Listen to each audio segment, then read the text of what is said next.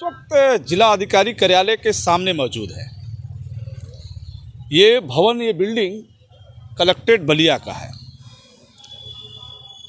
1942 क्रांति की जब बात होती है, बलिया में क्रांतिकारियों की बात होती है, तो कलेक्ट्रेट की एक अहम भूमिका सामने आती है, क्योंकि उस वक्त के जिला अधिकारी 1942 की बात हो रही है। 1942 में जिला अधिकारी, तत्कालीन जिला अधिकारी जे निगम की चर्चा भी 1942 की क्रांति के वक्त हो जाती है। ये कलेक्ट्रेट है। कभी 1942 क्रांति की बात होती थी। ये वही धरती है जिस धरती से क्रांतिकारियों की एक हुजूम, एक जुलूस जब पूरे शहर में भ्रमण करती थी, तो अंग्रेजी शासन उनके सामने बौना साबित होता था और वह उनके सामने सामना न करके पीछे खड़ा होता था।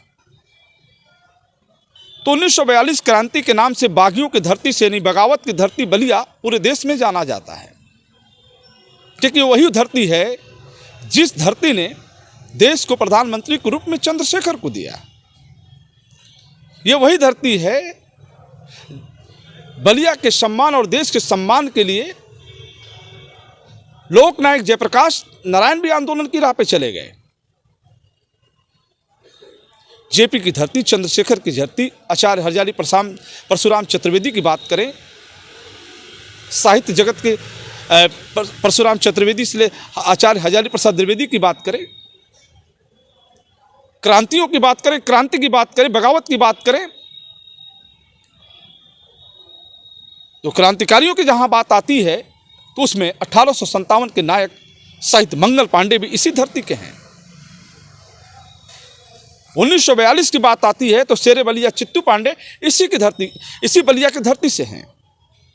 1942 में उसी कलेक्ट्रेट में बैठ के 14 दिन तक शासन उन्होंने किया। फिर उसके बाद बलिया पूरे हिंदुस्तान में एक नाम कमाया। आज क्या है, कहाँ गया बलिया का बागीपन? 1942 से क्रांति से जानने वाला यह बलिया आज सुदखोरों के नाम से जाना जा रहा है। कितनी बड़ी विडंबना है। क्या हो रहा है बलिया के साथ? राजनीति के क्षेत्र में, बगावत के क्षेत्र में, हिंदुस्तान में एक अलग पहचान बनाने वाला बलिया आज सुदखोरों के नाम से जाना जा रहा है। कितनी शर्म की बात है। यहाँ के क्रांतिकारियों ने बलिया के सम्मान के लिए, बलिया के लोगों के लिए, बलिया के नौजवानों के लिए, बलिया के लोगों के लिए अपने प्राणों की आहुति दी। अंग्रेजों से सामना किया, बलिया से प्यार किया, बलिया के लोगों से प्यार किया, और इसी बलिया के लोगों ने क्या क्या नहीं किया। लेकिन आज कुछ सुदखोरों के चलते बलिया चर्चा का विषय बना हुआ है। अगर इस तरह की चर्चा होती रही, फिर हम क्या जवाब देंगे उनको जिन्होंने बलिया के लिए बहुत कुछ किया, बगावत तक की, अंग्रेजों के सामने कोड़े तक खाए। उनके साथ क्या क्या नहीं हुआ। जब हिंदुस्तान के सबसे बड़े सदन में देश के प्रधानमंत्री चंद्रशेखर जी की आवाज गूंजती थी, तो बलिया पूरे हिंदुस्तान में नहीं, पूरे विश्व में जाना जाता था।